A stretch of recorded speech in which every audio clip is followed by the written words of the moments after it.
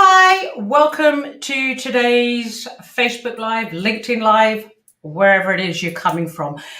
Before we get going, let's just do some quick housekeeping. This has been broadcasted via StreamYard. So depending on what platform you're coming from, it'll allow us to see the comments, but it won't necessarily let us see your name. So if you want us to know who you are, please do give permission. If not, not a problem. We'll still be able to read the comments and questions, just not be able to refer to you by your name. Also, can somebody just give me a quick likes to let me know that you can hear me okay, see me okay, and things like that. So, okay, let's get going. I can see people are logging in now. I am super excited to be chatting with Vanessa. I met Vanessa at the SourceCon conference in Johannesburg a couple of years ago. And I've been admiring the work she has been doing. And we're in the recruitment industry and we've got to be able to find the candidates, manage that passive candidate pool, before we can even place them and engage them. So without further ado, let me bring Vanessa in and we can get going. Vanessa, hi, can you hear us okay? Hey, I can indeed. How's it going? Good to be here. Thanks for having me on. You're welcome. So I can't see many people not knowing you. I call you the queen of sourcing. So if you just want to, for those viewers that don't know who you are, if you just want to give them a quick rundown. Sure, awesome. Well, first of all, thanks for having me here. It's an absolute honor and privilege. So a little bit about myself. I'm actually talking to you from Johannesburg, South Africa at the moment. And what I do is pretty much 50-50. I'm a sourcing trainer. And the other 50% of what I do is actual sourcing. So I do the actual sourcing because I think that it keeps, my methodologies and my strategies fresh, which then leads on to my training, which I'm constantly working on reviewing and updating. And I love training people. So the silver lining for me of COVID, over the last year is that I've really managed to get my brand international. So what I've been doing is a lot of early morning training to Australia, a lot of late night training to the US and Canada, as well as still keeping up with my South African clients. So I love the training part of my business. Being a teacher, it's kind of inherent in me, but I also love the sourcing side. Anything to do with sourcing or tech, I just love. So yeah, that's a bit about me. And I'm looking forward to our conversation about sourcing, Suki. Fantastic. I mean, I 100% agree with you. I still run a desk, still stay in it because it keeps it fresh, it keeps you updated, and you know what your team are experiencing. You know what they're going through, and you've Absolutely. got a pulse on it. So yeah, no, brilliant. So I've got loads of questions here that people have already sent through. Sure. So Excellent. yeah, so Let's get started then. yeah, and I guess for me, I see resources as, if I look at the corporate world, i.e. internal recruitment, it's a resourcing role is pretty much a critical role in there. A lot of companies have that role, but not necessarily on the staffing agency side, on the rec side. So for those of the viewers who haven't really come across this role, why don't we start by saying, what exactly does a resourcer do? Yeah. And do you actually need a resourcer? So to answer that question, definitely, I think that you need a resourcer, you need a sourcer, you need a researcher. These people have got so many different names, but you do tend to find dedicated sourcing teams more in a corporate setup as opposed to an agency. But for me, it's we've got to take a step back and we've got to look at how we have to move from being so reactive in recruitment to being more proactive. So by that, I mean, like, gone are the days of sitting at your desk, in comes an email, and it's a new role from your client. Now, what you immediately do is what I like to call the spray and pray approach. Go to a job portal, go to LinkedIn, post the advert, and get loads of CVs. Now, in the state that the world is in at the moment, with the increasingly high unemployment rates, that is so time consuming, going through loads and loads of CVs, which potentially have absolutely no relevance to the role that you have advertised for. So for me, a sourcer takes that recruitment from the reactive kind of back foot into more proactive. So a sourcer is someone who's always engaging with talent, always finding talent, always connecting with people. So for me, the definition of a sourcer boils down to three main things. And the first thing is that a sourcer has an incredibly strong online brand. They already have that kind of kudos that people are looking for, almost seen as a thought leader in their chosen niche. And that could be in an industry, it could be in a geographical area, whatever you choose for that to be. Remember, your online brand is what you put out there onto the internet.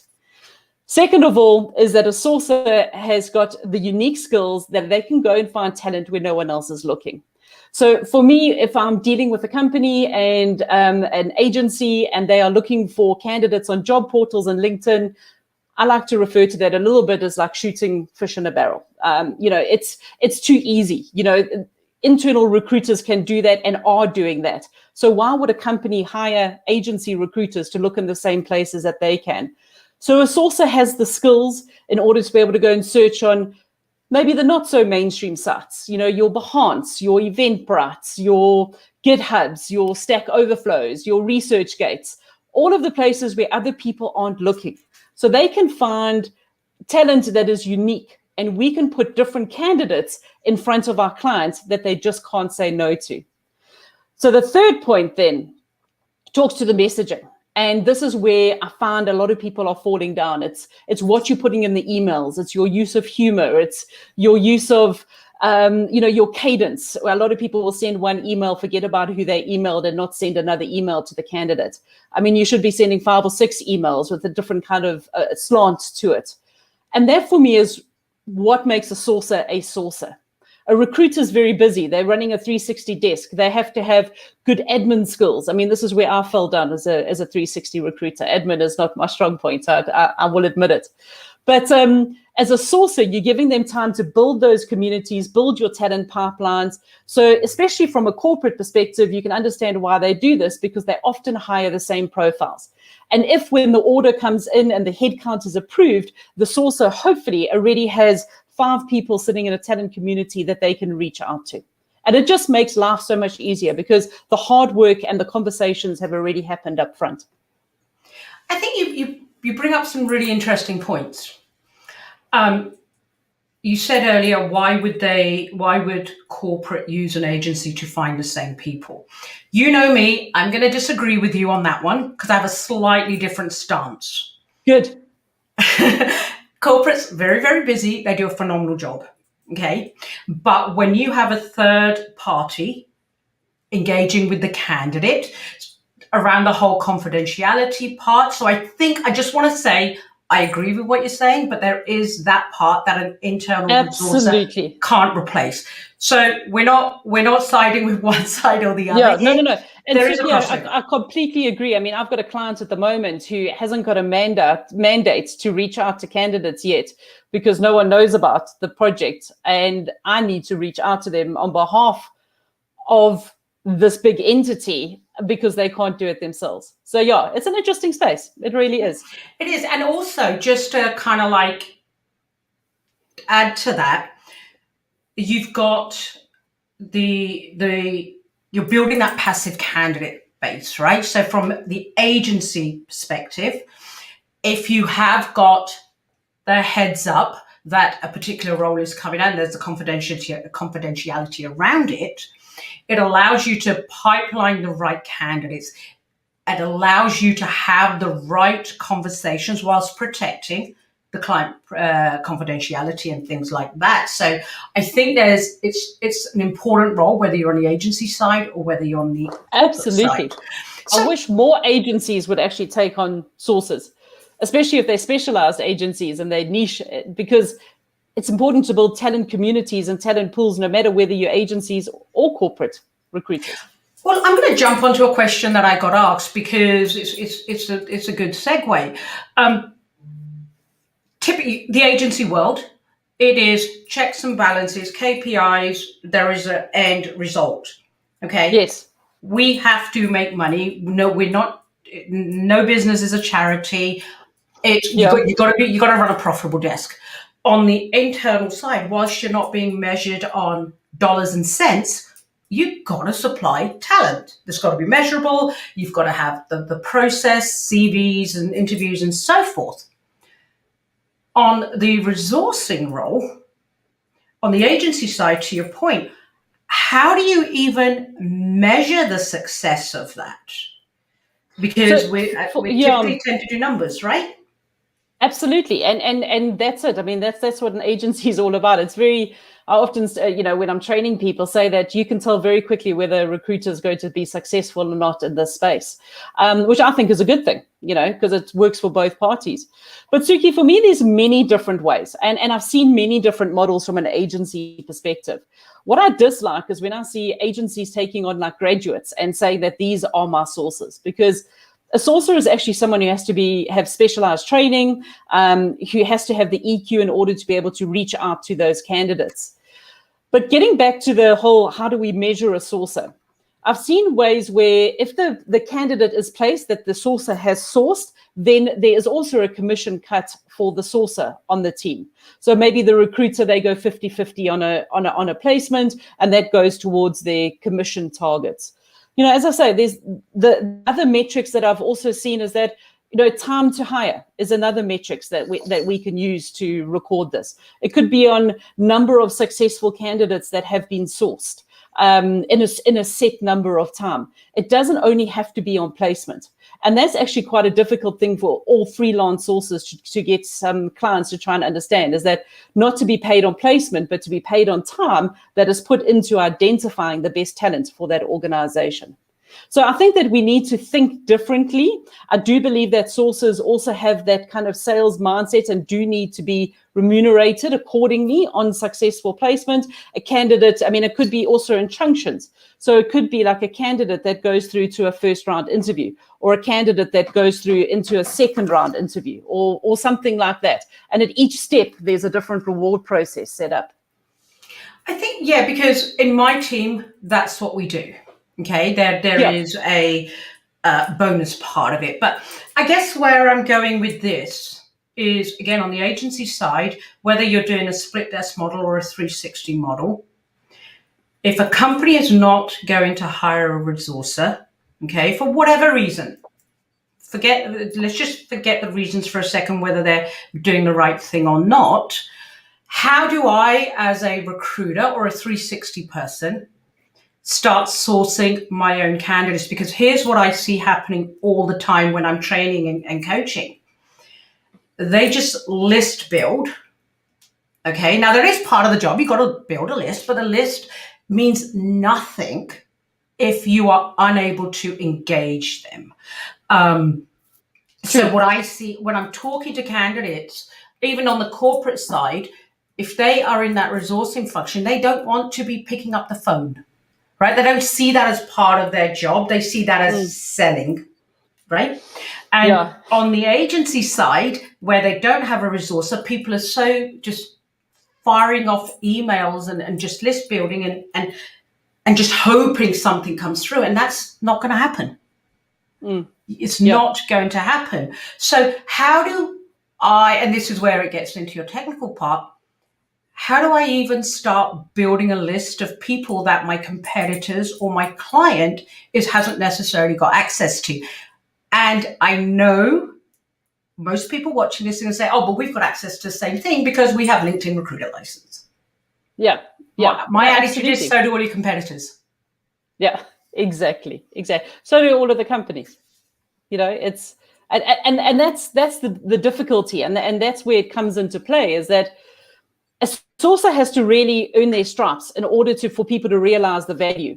Where I see a sourcer coming into play is a lot of the agencies that I'm dealing with is when that 360 recruiter becomes completely overloaded and they don't have what's deemed as the time to go and source the candidates. They'll get a dedicated researcher or sourcer that works for them and identifies the talent. And that for me is a great setup, because often a sourcer is someone who and a sourcer can do two things. A sourcer can either reach out to the candidate or they can generate a list.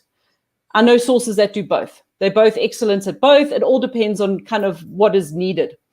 So if you've got a dedicated sourcer who can generate a list from places other than LinkedIn, and not everyone's on LinkedIn, and this is what we need to realize. Yes, it is a great resource, and it must be part of your sourcing process that you go and look at the person's presence across several platforms, but it can't be the only place. And it can't be our starting and our endpoints, because when we search on LinkedIn, LinkedIn actually strangles our results.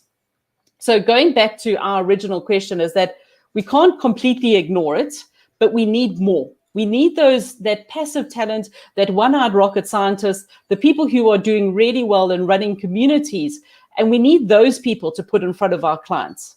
So my best advice would be pair up a really good sourcer or researcher with a good recruiter, and the recruiter then almost feels like an account management perspective. So they can either reach out to the candidates or they don't have to. But they're definitely dealing with the client side of the relationship, and they're making sure that that is running smoothly. Because again, a 360 recruiter has got a heck of a lot to do in your 8 hours a day at work, which, let's face it, no one in recruitment ever puts in an 8-hour day. I guess a thought going through my head, and the conversations I'm having with executives around this, the model simply doesn't allow it. Dollars and cents and things like that. So I think, especially if you've got a split desk model, I think there is a way, may not be perfect. There is a way of, on a split desk model, and you alluded to it earlier, you build your brand. Yeah. That's getting your passive candidates in. And again, I'm not just talking your brand on LinkedIn. Okay. No, absolutely. Your brand everywhere. Exactly, right? And then you're getting to those people.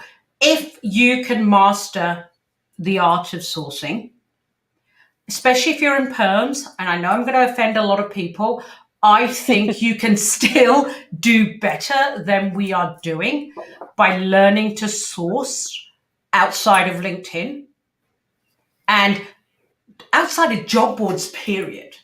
Outside Absolutely. Of these platforms. We've got to be able to find a way to do that. So my question to you is, because I know there's a number of recruiters, how do we gauge experience level and career history for people? Apologies. Oh, that might be a tech question coming in too early for you. Do you want to grab this one, or do you want to come back to this one? I'm actually going to have a hold on a second. Hold on.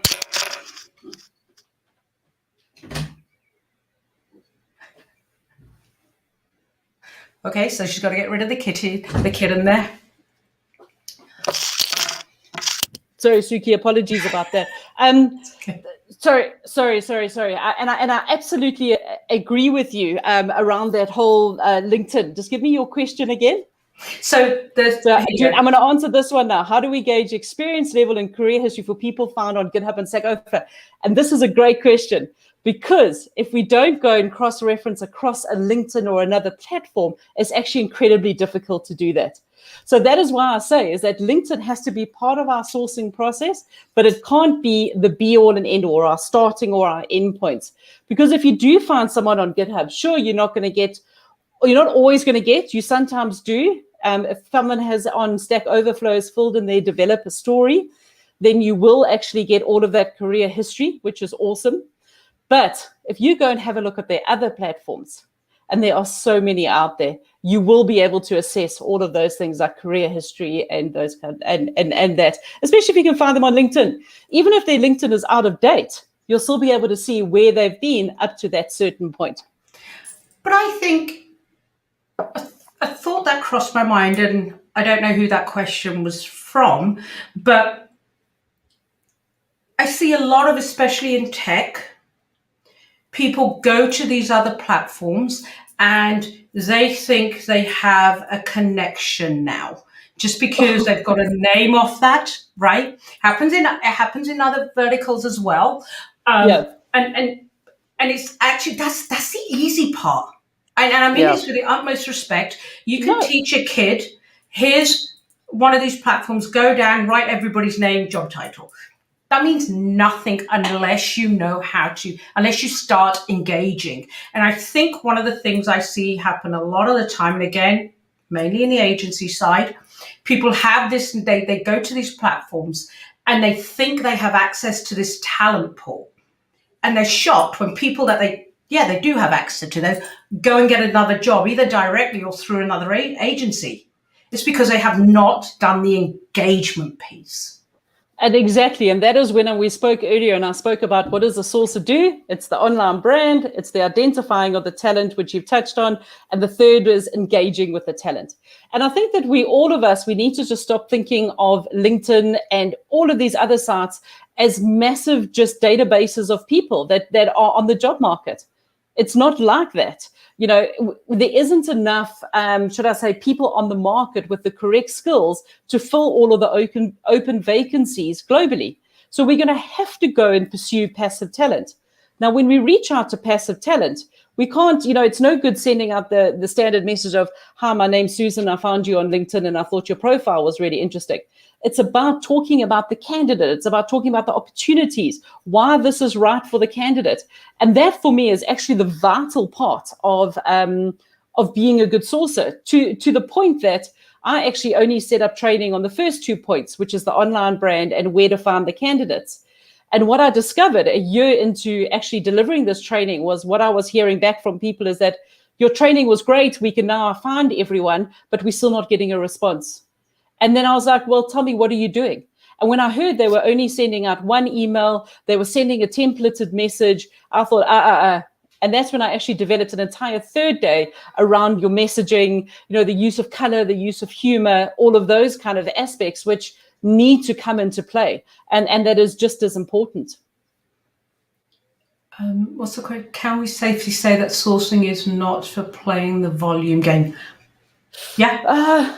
Evie, to be honest with you, I would tend to say yes. I mean, the sourcing that I do on the side is very specialized. One of the last roles I've been looking for was a dragline engineer for a mine in the outback in Australia.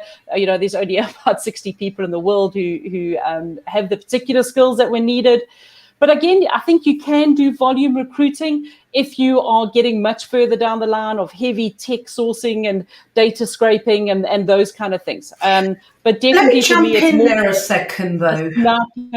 Kind of thing. Yeah, jump in. Let me jump in a second. I caution that whole volume piece, and I want to make sure I'm clear on this. I see time and time again. I will get my email, LinkedIn.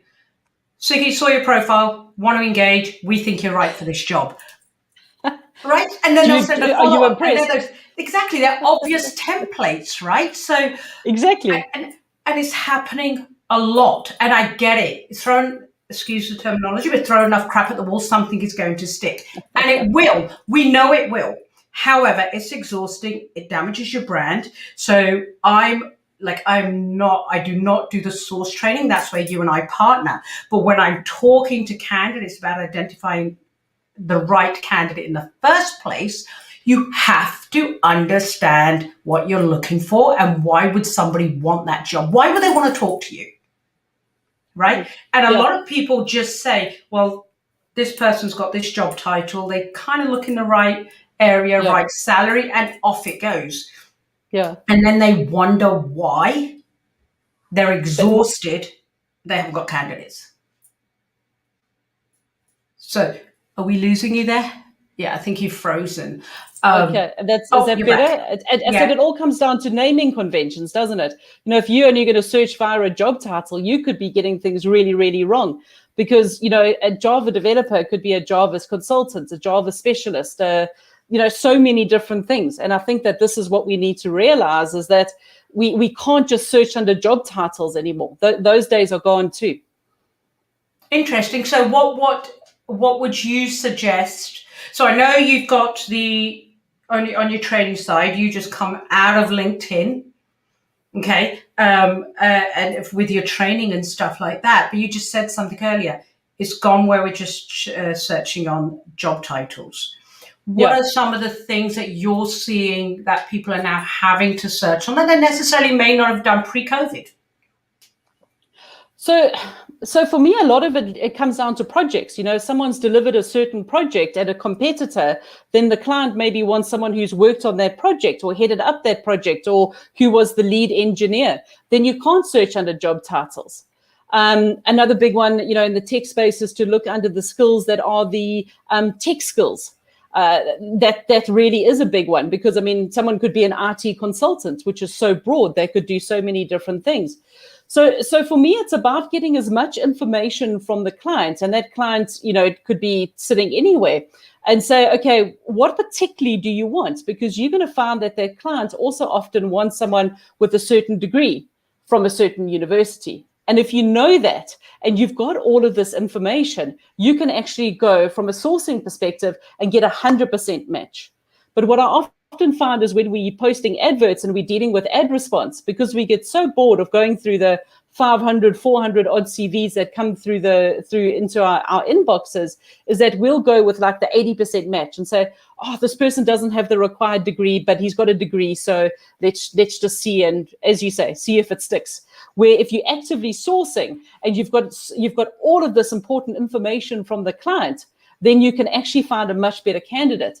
And Suki, it's actually a proven fact that candidates who are sourced are actually placed in a quicker amount of time and they perform better in the role because you've actually found the right fit for the candidates and the client. And yeah, no, that makes sense. But I guess where my head is going, I could have the best sourcing strategy. I could be sourcing on projects. I don't, that's a great one, the project. But if you're only then building a list and you're failing to pick up the phone, I'm all about picking up the phone, right? Absolutely. I am all about picking up the phone. Yes, there is a time where you send an email first and an introduction. I'm not saying just randomly call people. It's not what I'm saying. But I think the message I want to get across here to everybody is sourcing does not replace picking up the phone. Sending, as you were saying, 4 or 5 emails does not replace picking up the phone, because everybody's emails are, I sit on a Sunday. I actually now allocate time on a Sunday where I'll just turn my laptop off and I'll try and catch up with all my emails. That's before I start looking at LinkedIn emails. So there's kind of like this exhaustion, right? Yeah, it's almost like having 2 inboxes. Yeah, I'd much rather somebody picked up the phone and called me. But if you're going to call me, make sure it's relevant. Don't ring me up to offer me a new job. I'm self-employed. Go and check that bit. And I love being self-employed, right? So don't call me about a job. But Suki, I think that what we need almost like a 2-pronged approach, because I totally hear what you are saying. And I understand that, people have got busy inboxes. But why aren't we doing both? Why don't we phone? If they don't answer the phone, we send an email. If they still haven't responded, why don't we try and phone again? Okay, well, that hasn't worked. Why don't we try a WhatsApp or a Signal or there's no real excuse these days in order to be able to get hold of people. The problem comes in is finding those contact details. And that is where a sourcer also is worth their weight in gold. And that's also, as what I touch on my training, is that, okay, great, we've identified the candidates. Now we want to get in touch with them. How do we go about that? And that talks to Chrome extensions and a whole lot of other things. So I believe that talent sourcing through sort of high quality work are probably 3 times more difficult and credible than the regular job portal recruitment. Therefore, they need to be paid more. What's saying? Potentially. Let me tackle that one first. I would say yes. Yeah. You and I are going to kind of come at this from 2 different angles. I say yes and no. Okay. I say yes and no. You have to look at it. You got to look at it in the context of your business. You got to look at it volume. So I'm thinking of offshore model, for example, right? Okay. Where you've got, actually, no, let me back up a second. VMS model, where you want the candidates and they're going into the database, right? Beg your pardon, into the portal. Now that is a volume job. Okay, so that's just the sheer volume. If somebody at the end is creating that volume, you can't be paying them tons and tons of money. And I'll tell you for why when it comes to the agency world. The corporate client is squeezed the margin so tight that it doesn't trickle back down. right? Okay. I know that that's a conversation for another day. That's a debate for another day. But if from a corporate perspective, you want agencies to be able to supply what you want, the volume and things like that, you got to be prepared to pay for it, right? Yeah. So from that perspective, I don't see the money. Okay. Now, But what if you were to look at a retainer model so that you charge for that portion of the work differently? Retainer model, I agree with. The example I gave was sort of like your VMS model, right? Where you've just got somebody building the candidate list and then it trickles down. The money is not there. And that's not the staffing agency not wanting to pay the high wages. It is the client squeezing the margins down. And like the client, the agency is not a charity, right? Both parties are trying to save money and make more money. But I do agree with you. That's why I said you and I are going to come at this from different angles. I do agree with you that the retain model, right, having that piece, that's worth exploring. So for me, a lot of the reason why there's a lot of agencies around at the moment is because they switched to a purely retained sourcing model over the past year, because clients couldn't afford the big fees. They were asking for payment plans and all of those things. So that for me, the people that kind of flipped that on its head and said, okay, we'll shortlist the candidates. We're not going to reach out to them. You do that. Your HR person can do that. But we are going to find the 10 best people in the space, in the location for you. So the hard work is done. You pay us for that piece of work. We don't even need to know who you place in the position. We're the ones who actually did really well. So for me, I mean, Amazon, as an example, has teams, massive teams of sourcing specialists. I mean, these guys are next level. They really and truly are. For me, it is a specialized skill, but I'm not saying it is a different skill to recruiting. I think recruiting, you need to be a lot more, should I say, people focused and be able to juggle a whole lot of more balls at the same time. Absolutely. But I do feel that a sourcer, as a recruiter, needs to earn their place on a team. And that is done by proving yourself and by adding value. No, I do agree with that. I'm smiling because I've actually helped one of my clients shift to that model.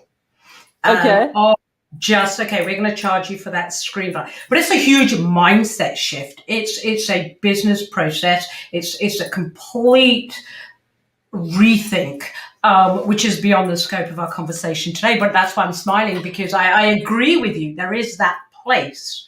But I guess I see the individual that put that up was saying they generate 3 times more results, work, and all the rest of it. It comes back down to how do you quantify that? Because yes, you've built a pipeline of candidates, not denying that, but that candidate may not join your company or become a placement for you for another year, maybe 6 months. Actually, Chris in my team has just closed a really senior executive role out of the US in Texas. And that candidate, that process is pretty much 18 months long. Yep. So, so the resource, I can't even remember how it all came about off the top of my head. But if we look at it, who done the work there? And that comes back down to the compensation part, right? Yeah. Absolutely. And I think it's something that's very subjective, and people do it in different ways, even down to like some sources doing the reach outs, some sources not.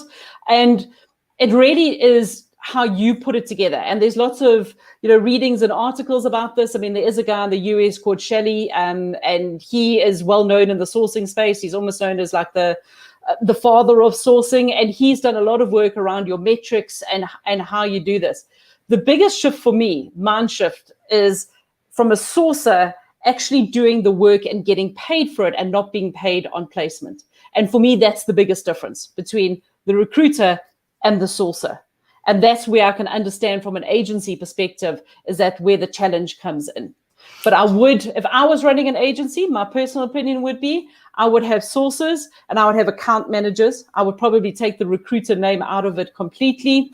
And I would be rewarding people on more of a joint placement as opposed to one person taking all.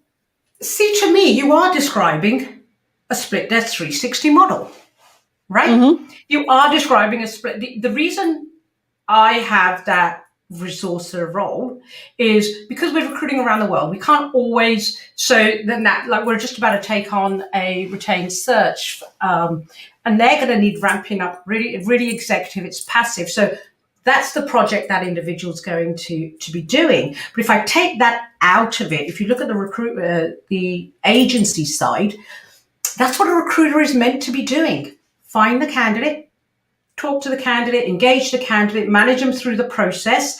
And then if you're on the contracting side, you're working with a counterpart. And if you're a 360, I still say you can do both sides of it effectively. It can be the same person. It can be, Suki, I completely agree with you. But when it comes down to that person, their preference is also something which we need to take into account. For me, I would rather pull out my toenails with pliers than do the account manager role that I've described. Like, give me sourcing any day. Like, it's technical, it's fun, I'm looking at different places, I'm disappearing down rabbit holes, all of those kind of things. So you've also got to consider, what would the recruiter actually rather be doing? And the magic comes in when you get someone who's the sourcer and someone who's the account manager, and they almost share the same brain. And they have that connection and they get that excitement. And it almost doesn't matter about the money, because the money is going into a joint pot for both of them, and they're just creaming it, and they're just making placement after placement after placement. And a lot of that boils down to the trust and the honesty between these two people. Yeah, no, I hear you. And you're right. It is mindset, because, and again, we're going to go down a completely different rabbit hole when I say this. A lot of people come into the agency side thinking it is internal, it is HR, right? It's not. HR do Definitely not. So much more, right? Yeah. Again, which is something, and bless them for it. Yeah, absolutely. We don't get involved with that side. So I guess just picking up what you said is that mindset. So again, I sound as if I'm defending the agency world, but I'm just playing devil's advocate here. The person that wants to be HR doesn't necessarily belong on the agency side. There is not. Absolutely. Because you've got to have that sales mindset. We are salespeople on the agency side. Yeah. We don't even touch the surface of what HR truly does. Right? And I think, just going back to your mindset, I think there is an element of people coming into this industry thinking they're going to be salespeople. I beg your pardon, corporate HR. Absolutely. And for me, I mean, it's just a completely different mindset. That model doesn't work. And that's why I think a lot of agency recruiters are actually just work in a recruitment agency as a stepping stone, because they're like, okay, it's a foot in the door for a little bit of HR. And as soon as I pick up that HR position in a corporate, I'm out of here. And that's what a lot of people do. So for me, it's a completely different mindset. Like myself, I actually would I don't know, do any other job than actually work in HR. For me, it's the biggest nightmare of a job in the world, because of my mindset around the sourcing and the recruiting side. And I can see you nodding your head in agreement as well. And I think that's kind of needs to be sifted out at interview stage, because it's not the right profile. And you're right, but it is a higher, that right profile. But again, playing devil's advocate, bouncing backwards and forwards here, that potential person could be the resourcer in the agency model, right? They could, but it's going to be a 6-12 month hire probably before they move on. Yeah, if that person in HR is not reaching out to people, I find that sometimes, and I don't want to generalize here, is that HR don't always like dealing with people. And I know that it sounds weird, but it often is the case. For me, you can't just make someone a researcher or a resourcer. Like I honestly get like cold sweats when people say things like that, because a sourcer has to be trained. A sourcer is not just someone who's good at finding stuff on the internet, because if you don't direct those searches, you're going to take too long to find the people, to build those relationships. I mean, if I think about it, if I think back to sourcing when I first kind of discovering what it was, 7, 8 years ago, it was always the person that you would leave in a dark room, shut the door, and feed them like flat food and Coke, liquid Coke. And they wouldn't reach out to anyone. They were super technical. They might have been able to do a bit of coding, etc., etc. But the role has almost changed for me. I mean, the sources that I meet at these conferences, either online or in person, from an international perspective, have these big extrovert personalities. They're almost like their own celebrities and running their own kind of brands on social media platforms. It's almost like their talent magnet side that has actually made them to be the good sourcer that they are now. And a lot of times when you're hiring that sourcer into your team is you're actually paying for that person's network and what they've developed from a brand perspective. And so for me, the role is pretty much constantly evolving, because there's quite a difference to find as someone who's got that technical side, and then they've got the hybrid of also having the personality in order to be able to maintain that online brand and be able to talk to a candidate about a role that they're not even interested in. They're passive talent. They're quite happy where they're working. So it's someone who's got that persuasiveness as well in order to be able to get them to join them. So there's a lot of different, should I say, characteristics and traits that you need your sourcer to have. And that is why, I mean, I've been on 2 calls already this afternoon with people looking for sources from South Africa. And it's like, not always the easiest kind of person to find. And that's also global. I agree with everything you're saying there. But as you were talking, they put them to one side and they got to be trained. 100% completely agree with you. I'm thinking back to my presentation on that topic at one of your JOBA conferences. I totally agree with that. But I think there is also the element behind it. And the question becomes, yes, you filter those people out from the agency side. You filter them out in the interview process. But sometimes you don't know what you don't know, right? You find out afterwards. Sure. For those of my clients, whether they're executives or whether they're actually in the role themselves on the agency side, what would you say to them if they don't believe in hiring a dedicated resourcer? What would you say to them, those executives, and what would you say to those individuals that are in that 360 role that are, actually, this is going to be a bigger answer you're going to give me, but let me just put the question out there as well.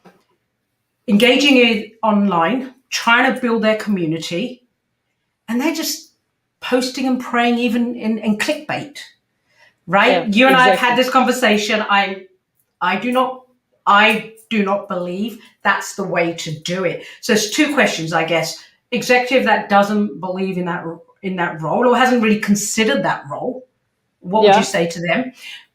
And from the recruiter perspective that is trying to do that role as well as manage the candidate, they're building their online brand and they're just clicking forward like pictures of the dogs. I'm a dog lover, so nothing, great. But you see it all the time, what they had for breakfast and all of that stuff. Is that really building your brand? So for me, let's answer the question around the execs. How would I explain to or persuade an executive or an owner of an agency why they need sources? I would need 10 minutes, because what I'm going to do is I'll show them exactly what their recruiters are doing. And I'm going to show them 2 or 3 searches, live searches. And this is what I do when I'm talking to people about my training, as to the wide database or pool of candidates that they actually have access to, but they've got no idea that they've got access to. So for me, that's very simple, because to prove to them that there is life after job boards and only using LinkedIn. Easy, done and dusted. Then for recruiters who want to grow their online brand and you're seeing pictures of their dogs and their breakfast, I don't see that that's a problem, but choose your platform. So for me, a really big thing here is that what I want to talk about is that you don't want to be posting your breakfast on LinkedIn every morning. But if you have your breakfast at the same spot, put it on Instagram, and it's really well presented and it's aesthetically pleasing, etc., then do it. But pick your platform. Even dogs. I mean, for me, I'm a cat person. As you can see, I had to nip outside to throw the cat outside because with me having been away, it's got separation anxiety and it was climbing up my back. But if I see someone else who's a cat lover, I have been known in my outreach emails to say, I see that you also have a love for cats. Here is a picture of my cat. And it's those kind of things that you actually building the rapport. And as I say, is that you're building the rapport with the person. And I think that it comes down to the fact that recruiters are not someone who goes into the office from 8 to 5. You're a human being. There's a lot more to you. You're a holistic individual. And the more that we share and the more that we open the door, the better the relationships are that we are going to be forming with our candidates and our clients. And I think that that's the realization that a lot of people need to make is, yes, we're a professional organization, but we don't always need to be that professional person who's almost aloof or sitting in their ivory tower or something like that. We're human beings too. We've also been through a pandemic. Yeah, and no, I couldn't agree with you more, because it's been a tough year for every single person. And without going down a different rabbit hole, we forget, we all see our problem as being the bigger problem, right? Oh, this has happened to us, that has happened to us. And sometimes sharing that when you're building that profile, again, everybody has different degrees of sharing, but sharing that, it allows your candidate, or it works same with clients, to be honest, as well. And from a sales point of view, it allows them to feel, understand where you're coming from, and it also gives them that level of assurance that you understand where they are right now. Absolutely. Right? Like my best posts on building my brand and on social media are the ones that I've shared, like, hey, I'm really having a tough day here. I haven't left home for 5 weeks. South Africa banned alcohol. We couldn't exercise. This whole thing of, we're all in the same storm, but we're all in different boats is so flipping true. And I think that the more that we share, the more we put ourselves out there, the more that we're human, the more we're going to connect with other humans. And that's what our jobs are all about, isn't it? No, we're in the people business, right? Doesn't matter whether you're on the corporate side or the agency side. But I think there is a part of me that wants to just slightly caution here, because 100% share your story. I'm not telling you how to what to share, but you've got to be, if you're willing to share it, share. But at some stage, that story's going to take you so far, and then the business piece has to come in. I'm not saying you've completely fit and be a dismissive, oh my God, I got you, because that's not what I'm talking about, right? Because ultimately, at some stage, you've got to be adding value to that candidate, to that client. It's got to be a reason behind that engagement and things like that. But isn't that true for anything? Like, if you're not delivering, you're not going to last anywhere in any profession. I know, I agree. It's got to go hand in hand. Yeah. No, I do agree with you. But what I see a lot of, and LinkedIn's a prime example of that. You see people and they'll put a post and they'll get like a gazillion billion likes. And I'll be talking to them and they'll be like, oh my God, I got this great LinkedIn presence and things like that. I'll be like, but those likes, those thumbs up or whatever it was, were they from people in your market? Right? So people will say to me, oh my God, Suki, I have 20,000 people connections on LinkedIn. I'm like, great. Wow. How many of them are your business relationships, right? Protect your ideal candidate, your ideal client, and that type of stuff. I think with social media, we tend to think volume is more important. There is an argument to be made for that. But I personally say, if you use it, you have to have social media. You've got to have a social media presence. You've got to be talking to the right audience. Absolutely. And also, like, why do we always revert back to LinkedIn? Like, why does someone say I've got 20,000 people on LinkedIn? Like, my audience now with my training is recruiters, because I obviously want to train recruiters. But I'm actually building a presence on other platforms, like Behance, for example. I've got a profile on Behance because another aspect of what I do is wildlife photography. So I'm building a profile on Behance around that. It's got to be, it's not like 20 years ago when there was only LinkedIn as a social platform. People now have options. And that's what people need to realize, is that you've got to go and find your herd and you've got to hang out where they are.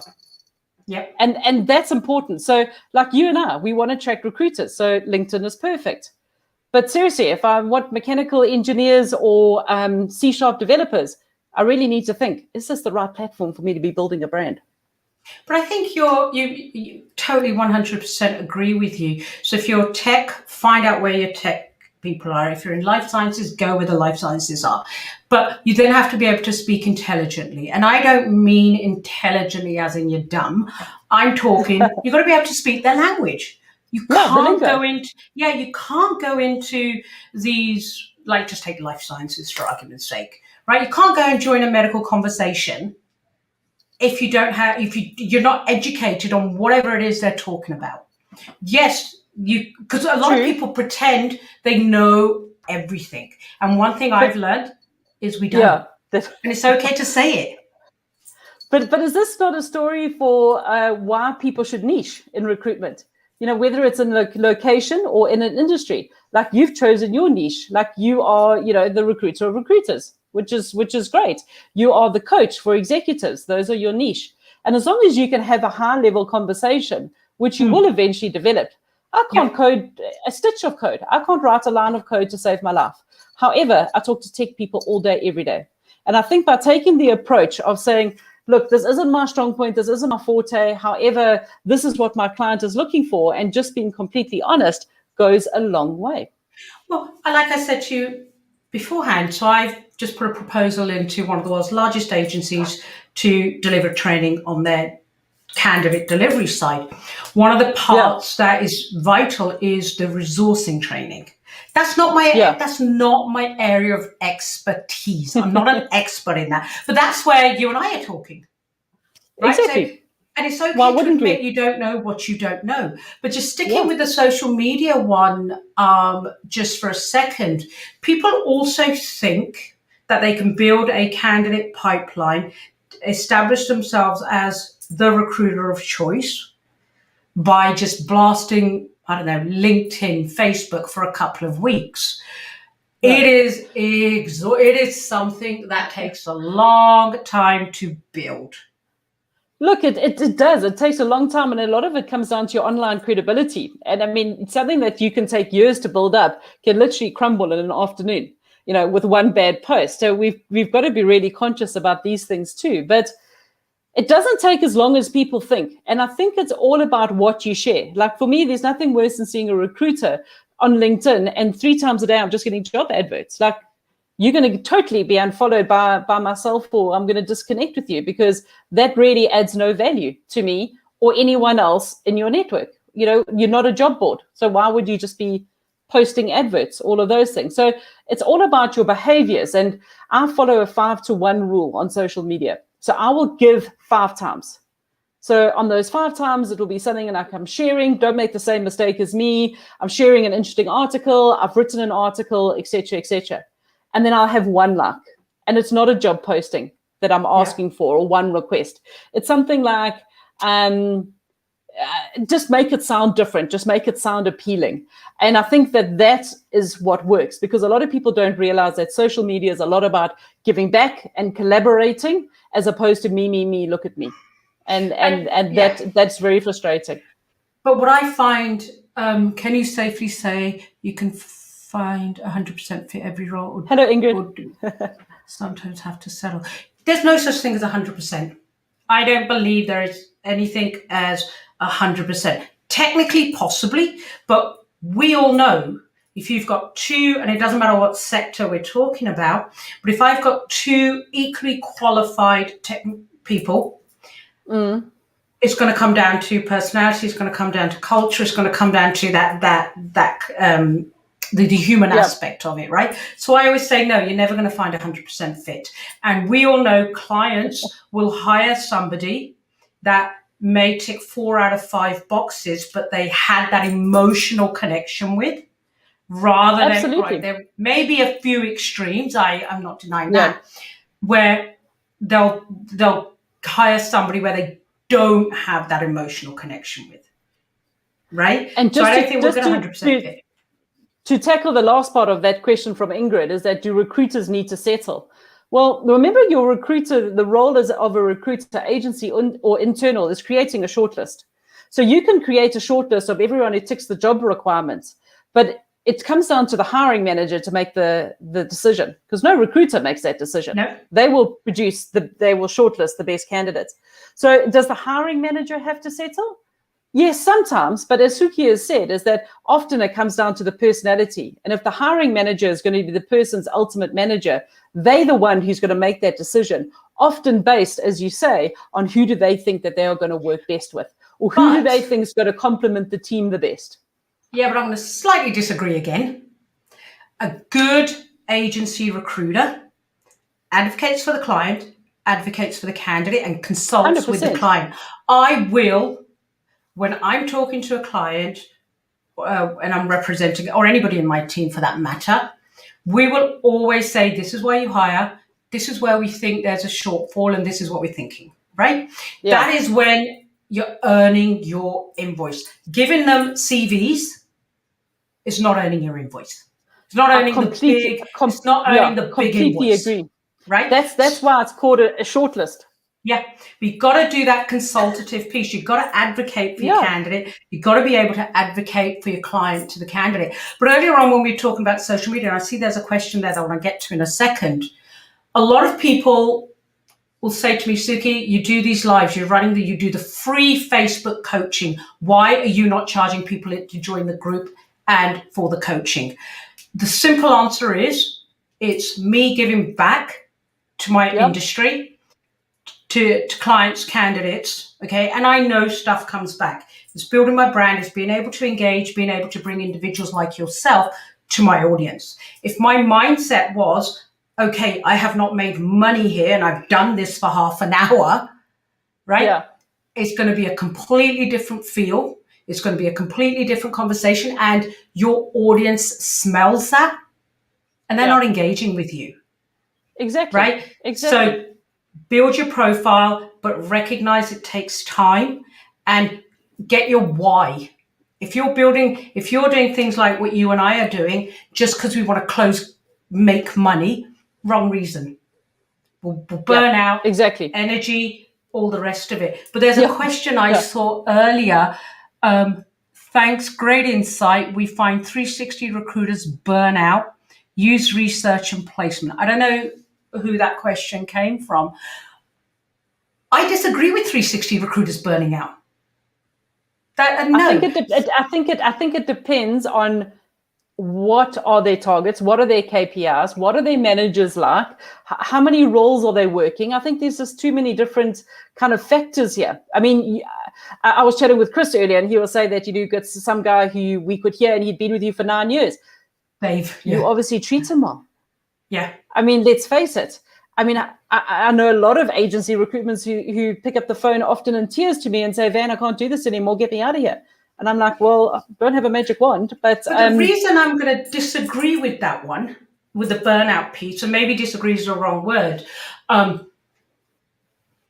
Dave works really hard. Dave works multiple orders. At any given time, he's probably, like right now, he's probably working 9-10 orders, right? But we're in a niche, right? So that absolutely makes it easier. The reason he doesn't burn out per se is not the industry, it's not the company, it's the management. It's the management, it's the company culture. It's recognizing that, again, we're going to go into a different rabbit hole, but people aren't burning out because they're poor recruiters. They're not burning out because they don't know how to manage their time. You as a leader have to ensure, and you have that duty of care to make sure that, especially with COVID, the mental health part of it is you're taking it 100%. Seriously. It's not a tick box, right? So if you have got recruiters burning out right now, instead of looking at it and saying, oh God, can't get recruiters because they keep burning out, flick the story, look in the mirror and say, what am I doing or not doing that's leading to this result? There's going to be people that just are wrong for the industry, wrong for the job. I get that, right? But remember, you've also got to look at this. You have people who are recruitment managers who are managing teams of recruiters who are burning out. Yep. So it's not just recruiters. It's recruitment managers. It's a fast-paced, cutthroat industry. I'm finding corporate people are burning out as well. Yeah, but I think corporate people are there's a burning lot out. of people in corporates, not only in the talent acquisition teams, who are burning out. I think that what one thing that COVID has done over the last year is really thrown a spotlight over wellness and your well-being of your team and your staff and how much they're working. I mean, my favorite saying at the moment is, do we work from home or do we live at work? And it really is so true. And I think that it's something that we need to look at from a bigger picture. But recruitment, because of the nature of the work, is why it does tend to be associated with a lot of burnout. Think about it. Frontline workers are burning out at the moment. Yep. And it's that not a comes unique back thing to the industry. You're right. But we as leaders got to look in the mirror and we got to own that, right? We got to own that. As with the comment was around 360, so I'll just stick with that. But as 360 recruiters, we got to look at it and say, okay, how are we contributing to this now? Before people start screaming at me, what I'm talking about, I'm not saying if you're struggling, you deserve it. What I'm saying is, what can I do to look after me? Right? What are some of the things I can control and put into place? If you watch my Women's Day panel, something I said over and over again, nobody can take your power away unless you choose to give it to them. And if you are somebody that genuinely loves the industry and is feeling burnt out and has asked for help and it's dismissed, it's not come, 100%, get the heck out of there. Right? True. Don't put yourself in that situation.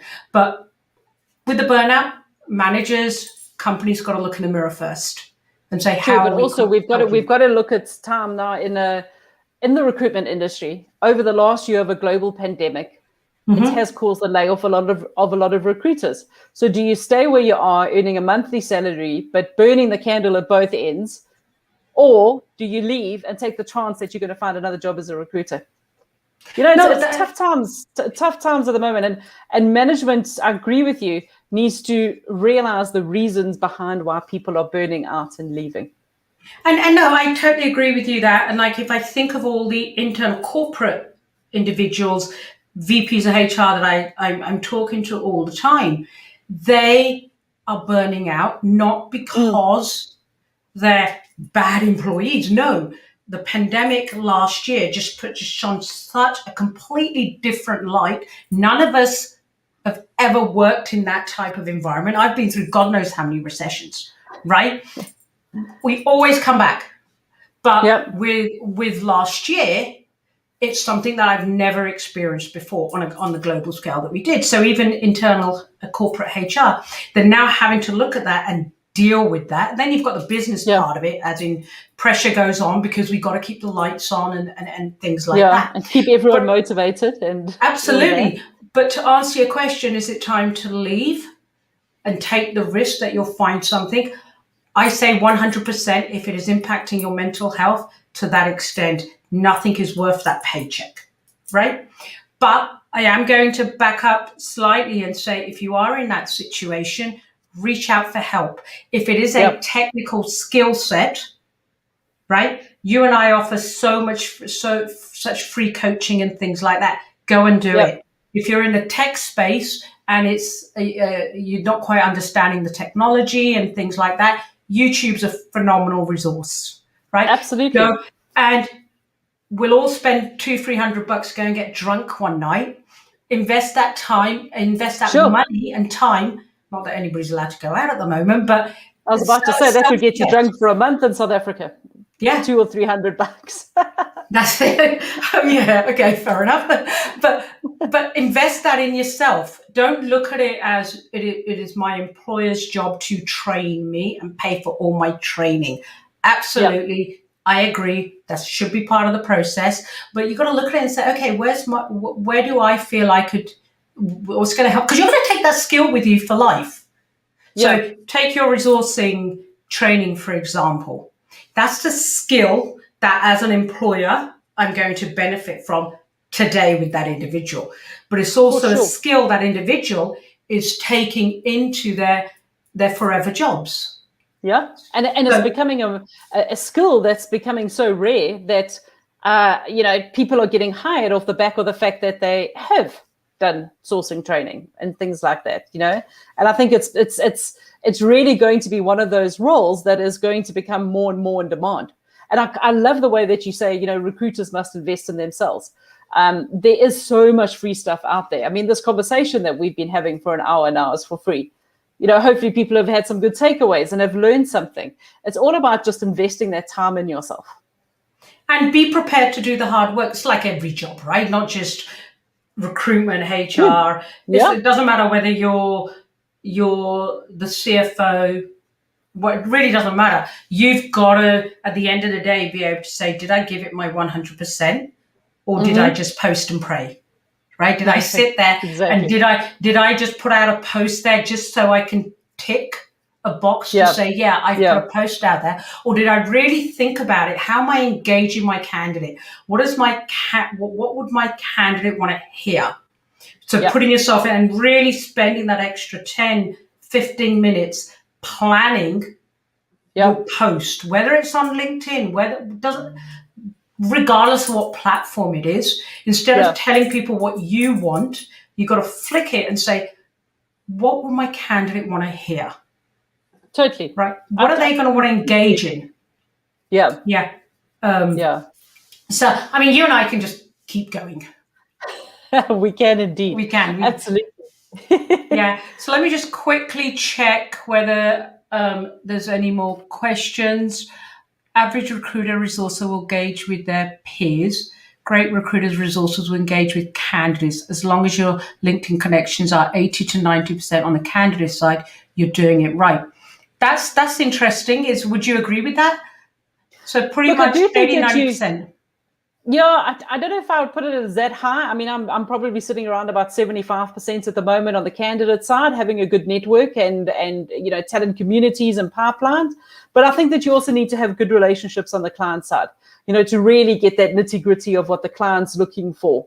It's difficult to put a number to it, but it's definitely got the right ratio correct on that question. Okay, and you're right. The bigger that talent community that you have access to, the quicker you're going to be able to place candidates. So makes sense. Yeah, so 80, 90% on the candidate side. And not only that, is when they are engaged, you've got to stay on top of that, right? You can't. Yeah.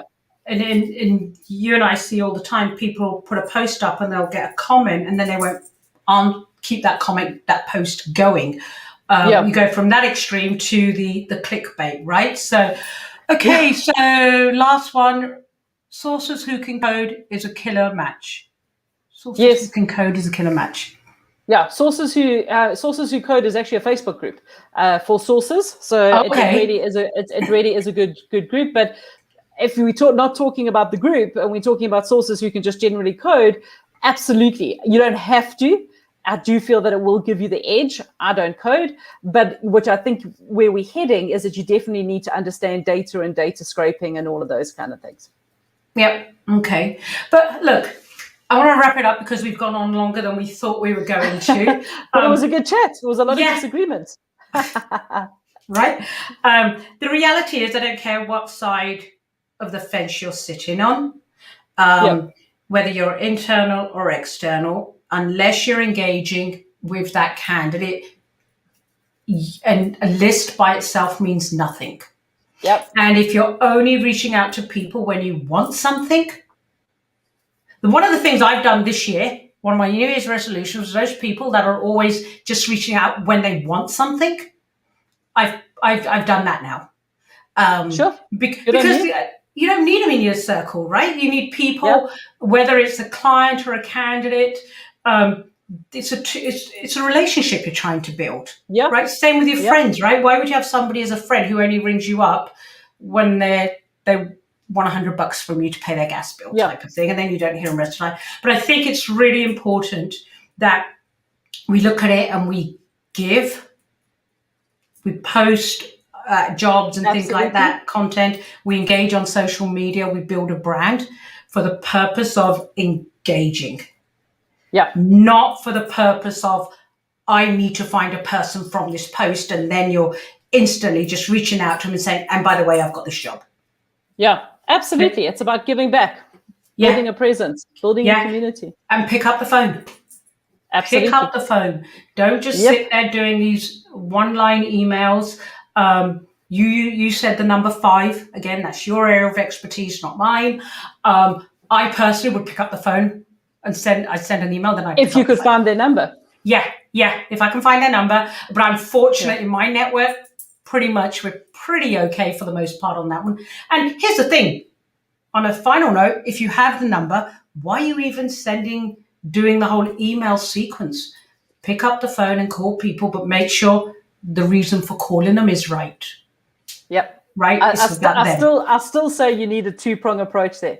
IT people don't like phone calls. So it depends on where you are recruiting. Very much. Point. But do both. Yeah, but I want to caution people, do not hide behind emails though. Yeah, do not hide behind emails, because don't hide behind templated emails. Yes. Yep. No, you're right. Don't do that mass email, hide behind it, and then get the name wrong and things like that, right? We hate it when people do it to us, right? We hate it when people do it to us. Absolutely. Yeah. Right? And we haven't even talked about calling somebody about a job they've done 20 years ago. Yeah. No, exactly. Right? Do your research, build your list correctly, and then 2-prong approach, email, pick up the phone, and make sure you know why you're calling them. Yep, exactly. Right? Perfect. So on that note, if anybody wants to get in touch with you, I just assume they reach out to you via LinkedIn. They can reach out to me via LinkedIn or my website, vanessaraath.com. Hey, you're going to battle to find me, to not find me on a social platform. Instagram @Van_Raath, Twitter @Van_Raath. So yeah, go source me. I dare you. Perfect. I look forward to tag teaming you with my on training with my clients. So I'll be back in touch with you and let's get that locked in. And as always, I'm sure people have got thoughts, comments, they've agreed, they've disagreed. Feel free to share them below. Vanessa and I will definitely pop back in and answer them. But if you have any more questions, in my case, pick up the phone, call me. Exactly. Pick up the phone, call me, and we can chat through. Vanessa, thanks ever so much. I know it's the back end of your day there. Yeah, you're welcome. No worries. I'll now start my calls to the States, so don't stress. Fantastic. I will speak to you soon. Bye for now. Excellent. Take care. Cheers. Thank you. Bye.